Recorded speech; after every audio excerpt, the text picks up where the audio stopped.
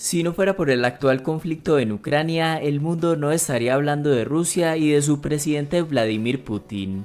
En la actualidad todo mundo habla de China como segunda superpotencia y único rival creíble para Estados Unidos.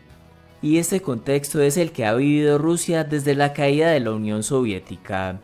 Rusia pasó a un segundo plano y a ser considerada como una potencia en decadencia y de segunda categoría. Esta realidad afecta a Vladimir Putin más que a nadie, la realidad de que a pesar de modernizar sus fuerzas militares, la economía rusa está estancada desde hace varios años y su influencia política está lejos de ser tan grande como en la Guerra Fría. Putin se niega a aceptar que Rusia no sea considerado como un jugador importante en la geopolítica mundial, y por eso, independientemente del desenlace de este conflicto, Vladimir Putin ya logró su objetivo inicial, que todo el mundo esté hablando de él y de su país, que sea el centro de atención y demostrar que Rusia puede ser de nuevo una superpotencia en todo el sentido de la palabra. De manera que las preguntas son: ¿por qué Ucrania es tan importante para Rusia? ¿Por qué las sanciones económicas no detienen la avanzada de Putin? ¿Y por qué finalmente Rusia saldrá perdedor del conflicto en Ucrania? Cuando se disolvió en 1991 la Unión de Repúblicas Socialistas Soviéticas, más conocida como la Unión Soviética, Ucrania era el segundo país más poblado de este grupo de países después de Rusia. Y para Putin, la caída de la Unión Soviética es la mayor catástrofe geopolítica del siglo XX, o sea, más grave que las dos guerras mundiales que ocurrieron también en ese tiempo. Esto refleja el dolor y la nostalgia que siente Putin por este evento, el cual significó que millones de rusoparlantes quedaran repartidos en muchos lugares y que Rusia perdiera su estatus de superpotencia mundial, estatus que había compartido con Estados Unidos desde el final de la Segunda Guerra Mundial. Putin vivió de cerca este acontecimiento, era un agente secreto de la KGB, que es como la CIA de Rusia. Entonces lo que busca es rediseñar el mapa de Europa, reivindicarse 3 décadas después y recuperar parte de esa gloria del pasado. Y Ucrania es un paso inicial porque para él este país fue realmente creado por Rusia. Ha descrito a rusos y ucranianos como un solo pueblo, y a Kiev, la capital de Ucrania, como la madre de todas las ciudades rusas. Por lo tanto, este es uno de los objetivos, tomar a Ucrania, y con esto parte de lo que perdió Moscú con la caída de la Unión Soviética. Un segundo objetivo es detener el avance de la OTAN en Europa. La OTAN es una organización de países mayoritariamente de Europa liderados por Estados Unidos. Esta alianza surgió principalmente con el fin de luchar conjuntamente frente a una posible invasión de la Unión Soviética a alguno de sus miembros. Antes de la caída de la Unión Soviética, la OTAN tenía 16 países miembros, pero se ha venido expandiendo y en la actualidad son 30 los países que hacen parte de esta organización. El punto de inflexión fue cuando en 2004 la OTAN aceptó a varios países, entre los cuales estaban Estonia, Latvia y Lituania, que están localizados al lado de Rusia e hicieron parte de la Unión Soviética. De modo que una de las demandas que exige Rusia es detener la expansión de la OTAN, es decir, que no se acepten más países como Suecia o Finlandia, y por supuesto el mismo Ucrania, los cuales han demostrado su interés en unirse a esta organización y así estar protegidos frente a una posible invasión rusa.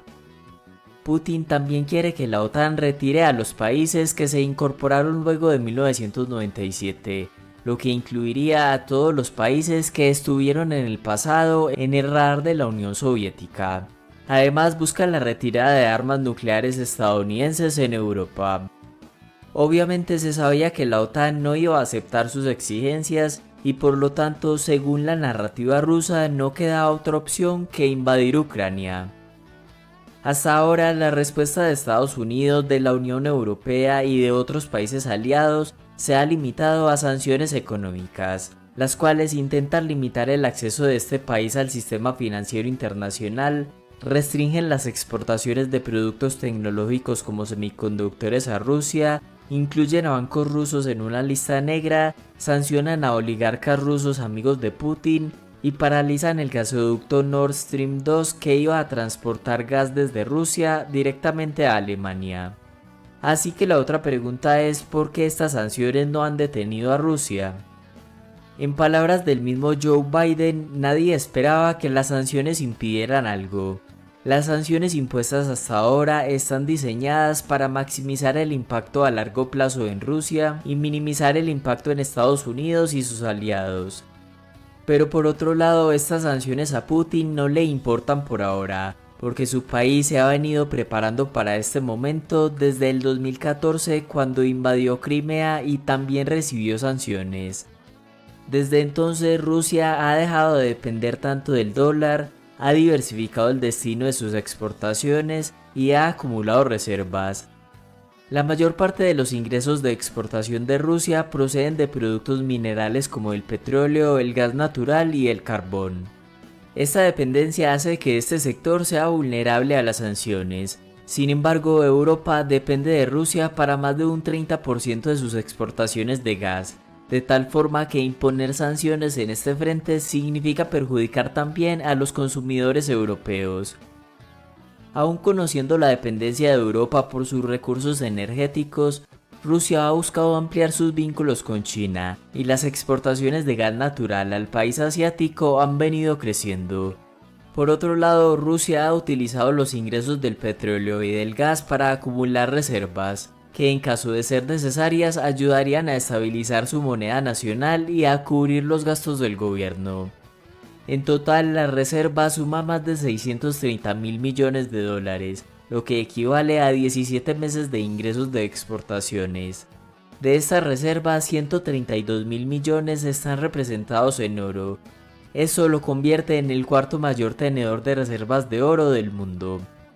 Y finalmente, el gobierno ruso está poco endeudado. Su deuda pública es del 13% respecto al PIB, una cifra muy baja en comparación con otros países. Sin embargo, a pesar de que Rusia esté preparado para este tipo de sanciones a corto plazo y su economía pueda aguantar por un tiempo, finalmente resultará como perdedor de este conflicto en Ucrania. En primer lugar, puede que Putin haya obtenido otra vez la atención del mundo, pero al mismo tiempo se ha convertido en enemigo de un gran número de países.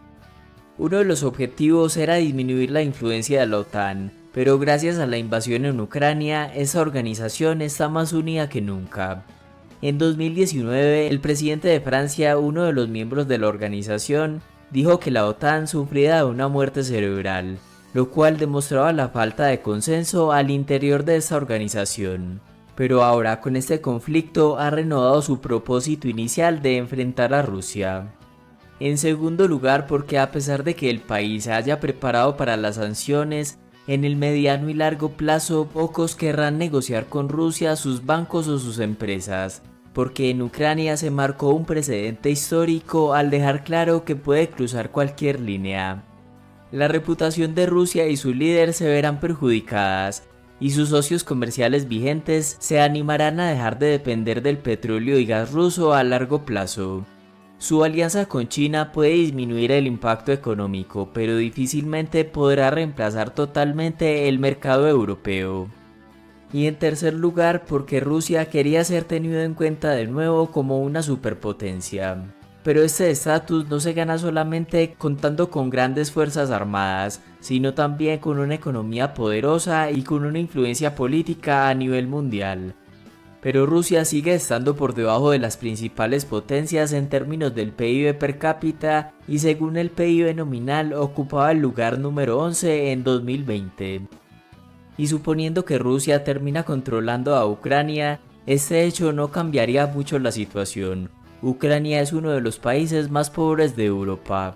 Por el contrario, mantener el control sería más bien un peso adicional a las finanzas estatales.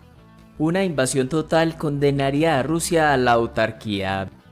Al Estados Unidos declarar directamente a Vladimir Putin como enemigo, de una u otra forma gran parte del mundo occidental, tanto instituciones, empresas y ciudadanos, pensarán lo mismo, que Rusia y Putin son los enemigos.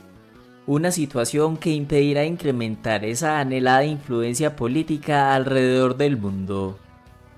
En conclusión, puede que Europa Occidental y Estados Unidos hayan subestimado las consecuencias de expandir la OTAN tan cerca de Rusia, pero la pregunta es hasta qué punto esto justifica la invasión de un país con todo lo que esto implica en términos de vidas.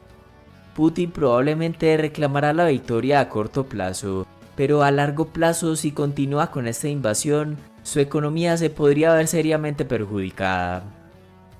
Hasta acá el video de hoy, muchas gracias por llegar hasta el final.